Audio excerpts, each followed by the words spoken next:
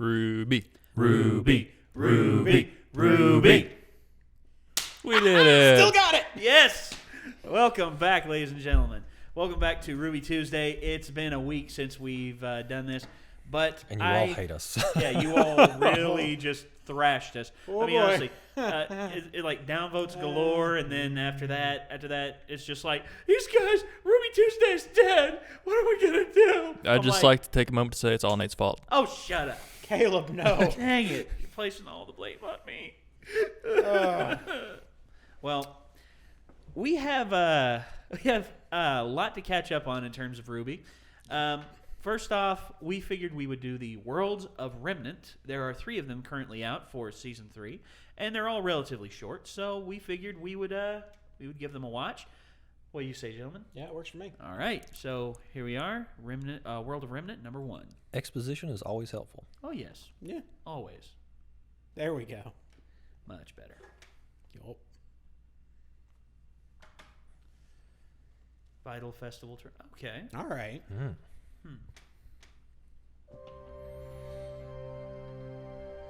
It all began, as most things do, with war. That island shaped like a dragon.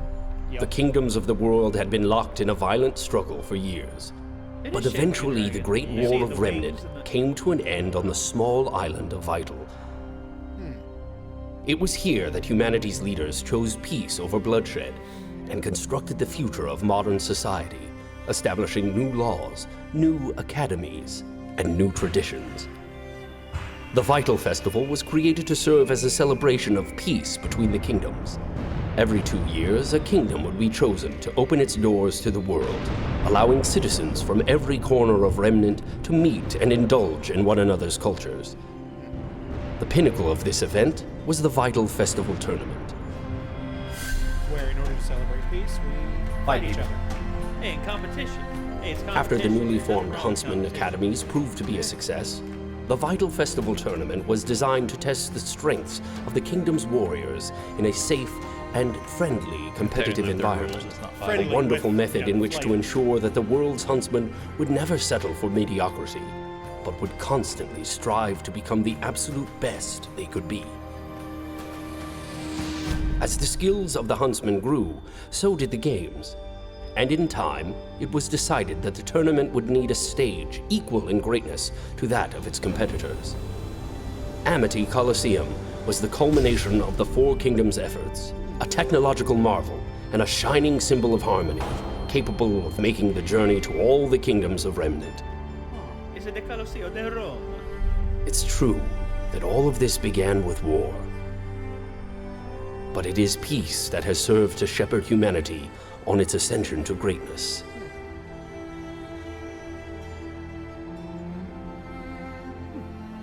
All right. May we never stray from that path. I kind of want the voice actor of Ozpin to narrate a documentary about penguins. I was gonna say, I think Shannon McCormick would be down for that. Yeah. No pun on the one skit that he was in. He was cool as a cucumber. Sorry, I had to do that. That's in an RT short, and we're going to watch those someday. Actually, Oh, Lord. that may very well lead into our series. Pretty much picking up where RWBY Tuesday will leave off once RWBY goes on break. RT Tuesday. Yep.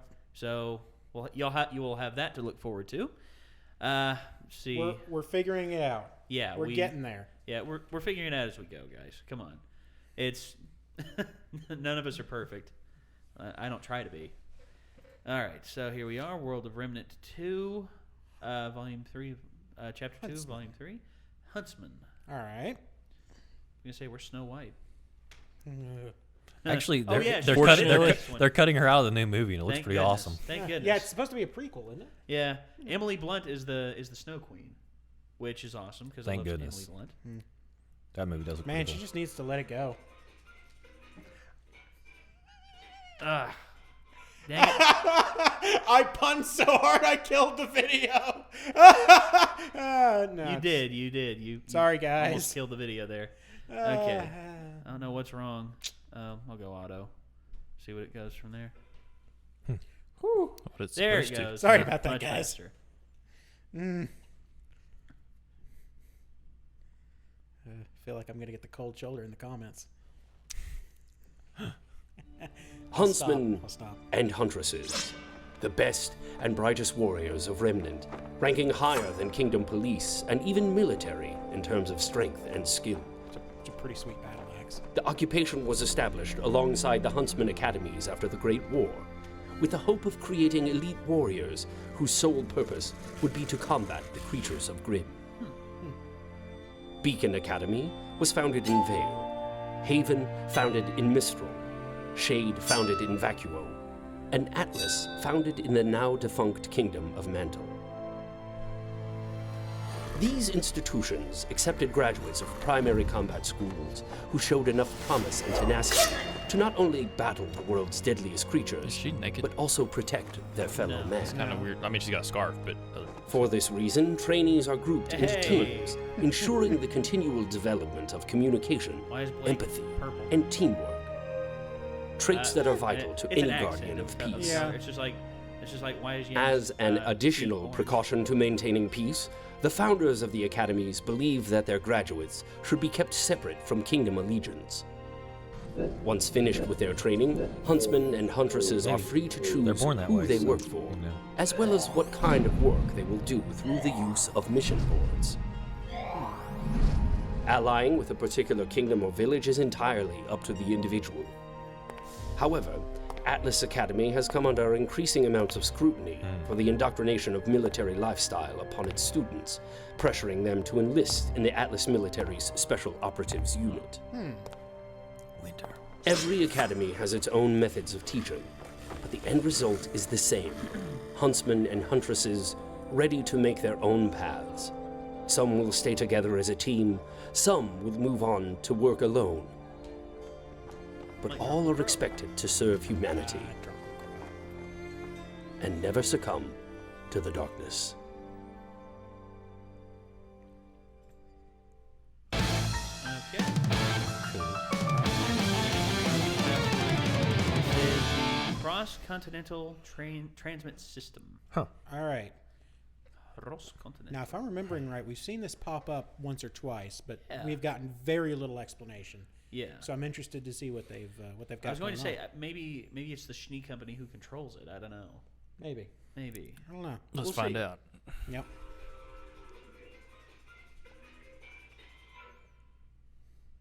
Throughout the years, the world of Remnant has seen hundreds of technological advances that have changed society. The most influential of all of them being the cross-continental transmit system. Prior to the invention of the CCTS, long-range communication was extremely limited. The discovery and development of radio technology allowed for communication within the boundaries of most kingdoms. But communication with other parts of the world was restricted to the physical delivery of messages. With every alternative form of communication that was proposed, there seemed to be the perfect obstacle. Yeah. The destructive nature of the creatures of Grimm severely limited the reliability of ground-based Yeah, that will do technologies. it. The concept of relay satellites orbiting around the planet was promising. Unfortunately, modern man has yet to make the technological advancements required to achieve spaceflight, as all known dust types lose their power as they begin to leave Remnant's atmosphere. Interesting. Eventually, it was the people of Atlas, the world's leader in science and technology, that developed the cross-continental transmit system. Yeah. It was revolutionary. Like radio, signals were sent and received wirelessly, though the content of these transmissions were not nearly as limited. Audio, video, images, and text were all capable of transmission, and eventually an entire online web of information was at mankind's fingertips. Currently, the system is supported by 4 primary relay towers, each located within a safeguarded area of the kingdoms. These towers allow for wireless communication within a kingdom through the use of devices such as scrolls. The signals become less reliable the farther a user travels from the CCT tower. And although smaller support towers do exist outside of kingdoms, they are constantly at risk of destruction by the creatures of Grimm. Shortcomings aside, For the first time in history, digital transmissions between kingdoms were possible through the use of slightly more advanced devices, typically found in homes and CCT centers. The cross-continental transmit system has and will continue to advance the progression of mankind. However, if one of the 4 towers is taken offline, the entire network fails with it. A slight inconvenience during routine maintenance, but to be honest, I find the limitations somewhat poetic. Well, I mean, during routine maintenance. No one voice that's is one louder thing. than the others, and no voice may be silenced without the rest.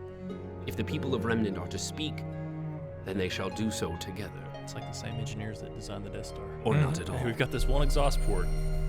Whole thing's going to crap if anything happens to it. Yeah. So that's Yeah. We've got one giant Wi-Fi okay. router So for the now whole that we kingdom. know that, now that we know that it's that dust can only be used within the atmosphere. That's interesting. I mean, there's got to be some sort of It's a reaction with oxidation the- yeah. reaction, yeah. Well, Oxygen. either oxidation or maybe it's something to do with the overall connection to the Earth or to the planet that they're on. Could be. Like on Avatar. Well, kind of Yeah. like that, but also kind of like what was I was gonna say, Full Metal Alchemist had something with that because the way the alchemists got their power, whenever in the Brotherhood series, you actually find out how they get their power.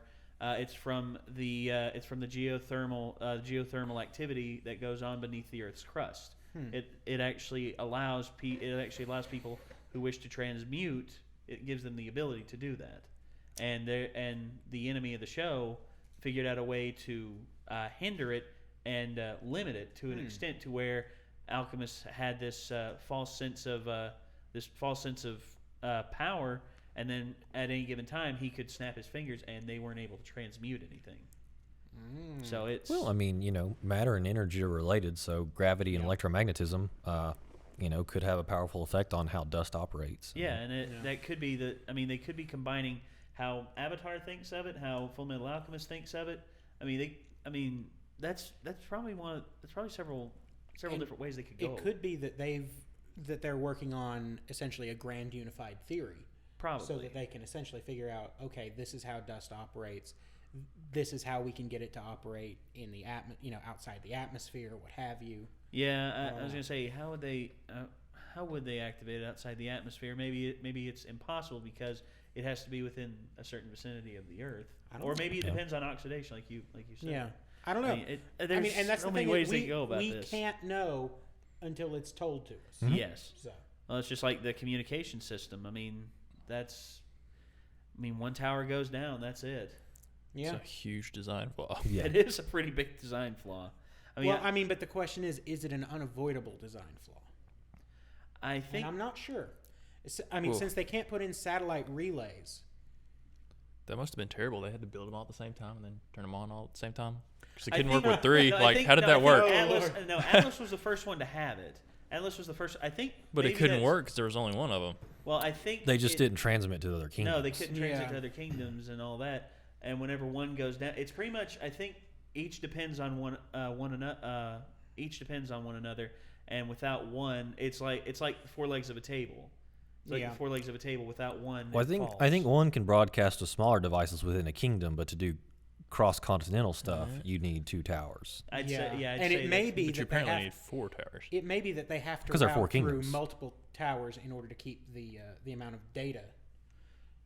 That's true because the amount. It's just like the internet now. I mean, there's so much data flowing through on the internet. Oh, A lot man. of people a lot of internet providers are saying it's too much. I'm like, no, it's not. Shut up. Innovate, honestly, get to work. I was gonna say, how's it too much? I mean, honestly, you have fiber optic cables that can handle pretty much limitless amounts. I mean, honestly, but don't let the people know that because they want people to be stupid. They don't want people to say, "Oh, fiber optic's cheaper to run than copper coaxial cable." Oh, why didn't you say that? Because they don't want you to freaking know. Ugh, it's stupid. Anyway. Well, yeah, I'm ranting about something else. Comcast. Comcast. Yeah, so I've had to deal with them in the past. I'd rather not again, but we're probably going to have to. Such is life. C'est la vie. So, yeah, that's the world of Remnant. The 3 that are available right now for Volume 3. I believe they did 3 last season as well, so I think that's probably I can't remember if they did 3 or 4. I think they did 3. At least I know we did 3. If we missed one, we may have missed one. Yeah, I we mean, may if have to did, go back and We'll look have to at check that one out later. But yeah, for right now, I was gonna say the world building is something that I think that this is doing really well. Yeah, they're doing I mean, a very good job of that. And it's when you immerse yourself in these worlds that you truly see, that you truly appreciate the amount of detail that they go into. It's what separates a good D&D campaign from a great D&D campaign. There you go. And I was gonna say a D&D. I was gonna say, could you imagine a D&D series that actually was taken more serious than the movie or the TV series that came out back in the day? There was a TV series. Don't back in even the get day? me started on that TV series. It was an animated TV series. Oh, and it was not very that good. was. I mean, they were trying, but it was really 80s. Yeah. Well, I mean, you had Although we got some pretty cool items. you had Conan the Destroyer was basically a D&D movie because he formed a party. Yeah, no, you're not wrong. He had a wizard, a rogue, a monk, I'm a wizard. a barbarian. I guess that's more of a low magic type of setting too. So I was that's gonna say interesting. you also had I was gonna say the Conan stories originally came out before Gygax created. I mean, D&D. they were a huge influence. On it. Oh yeah, Yeah. Arthur Conan. But usually I read a ton of the old Arthur Howard Conan Doyle. stories. Who was Robert it? E. Howard. Thank you, Yeah. Robert E. Yeah. Howard. Because most of it was Conan adventuring on his own, but in the second one they partied him up, and it felt very D&D. Well, Yeah. he had a part. Well, he had a party in the first one, but it was in pretty much the second half of the movie. Yeah. You're talking about the books or the movies? Well, no, in the movies. I mean, yeah, because in the first one, but it wasn't. You didn't have the diversity because they visited the wizard, but he didn't really journey with him. Well, Basically, yeah, it I was gonna say, basically there was just a couple thieves. I wish they would have had Mako with him the whole time because Mako. Sorry, that's a bit of a running joke that Doug Walker had. He said something bad about Mako one time. It was the Teenage Mutant Ninja Turtles animated movie. The CG one where he voiced Splinter, and it was a time when Mako was about to die. He had esophageal cancer really bad, and Doug Walker said something bad about him, and right after that he found out, oh gosh, he's dead. I didn't know that. Oh. And he incurred the wrath of pretty much every Mako fan out there. Oh, Yeah. sure. Yeah, I'll do it. And he said to make up for it, he started viewing Mako as like a deity, and he would put his hands together like up here, and Mako's face would magically appear out of nowhere. Wow. But Wow. that's neither here nor there. Okay, we went from RWBY to D&D. We went from RWBY to Avatar to Full Metal Alchemist to D&D To Conan. Conan. to The Barbarian. to Conan the Barbarian to the nostalgia critic. To Conan. nostalgia critic. Yeah, and there we go. I guess that's comes full circle. 6 degrees of separation. We'd be awesome at it. There you go. Now you just got to find a way to work in Kevin Bacon. It doesn't necessarily have to be Kevin Bacon. Just actual bacon. Actual bacon. Yeah.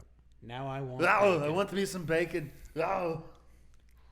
Dang it! Now I want bacon. What have I done?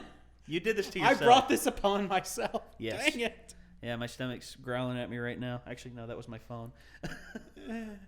What's the difference? Either way, somebody's sending you signals. Yes. All right. So, yeah, that's RWBY, The World of Remnant from Volume 3 so far. We are going to do more RWBY this week. We are going to release several on RWBY Tuesday to make up for it. So stay tuned for those. And until next time, Internet, we'll see you later. Peace out.